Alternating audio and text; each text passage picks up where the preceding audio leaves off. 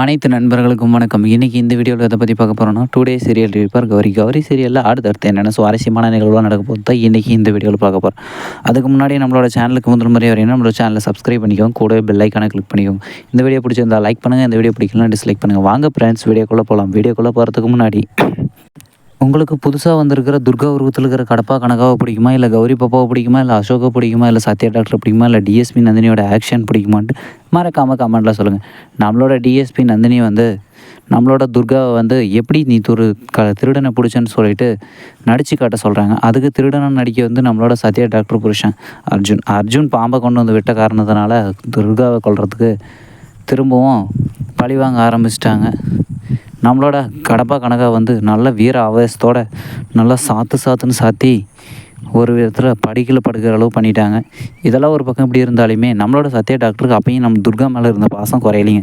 துர்காவுக்கு என்ன ஆயிருமோன்னு சொல்லிட்டு தான் பதட்டத்தில் இருந்தேன். கடைசியில் ஒத்தனை கொடுக்கும்போது, நீங்களாம் மனுஷனே இல்லை, நீங்கள் இப்படியெல்லாமா போயிட்டு ஒரு துர்காவை தள்ளி விடுவீங்க, அவளுக்கு ஏதாச்சும் ஒன்று ஆயிருந்தால் என்ன ஆகிறது அப்படின்னு சொல்லிட்டு அந்த வேகமாக ஒத்தனை கொடுக்கும்போது சொல்லிகிட்டே ஒத்தனை கொடுத்துட்டு இருந்தாங்க. இதெல்லாம் பார்த்த நம்மளோட டிஎஸ்பி நந்தினி மற்றும் நம்மளோட அசோக்கு ரொம்பவும் அதிர்ச்சியாக இருந்துச்சு.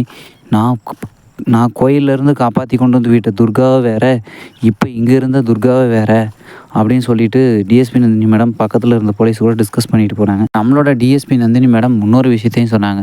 துர்காக்குள்ளே இப்படி ஒரு மிருகம் தூங்கி இருந்திருக்கு, அதை தட்டி எழுப்பிட்டன்ற கணக்கில் இவ்வளோ ஆவேசமாக பண்ணிட்டு இருக்கிறாங்க, போராடிட்டு இருக்கிறாங்க அப்படின்னு சொல்லிட்டு இருந்தாங்க.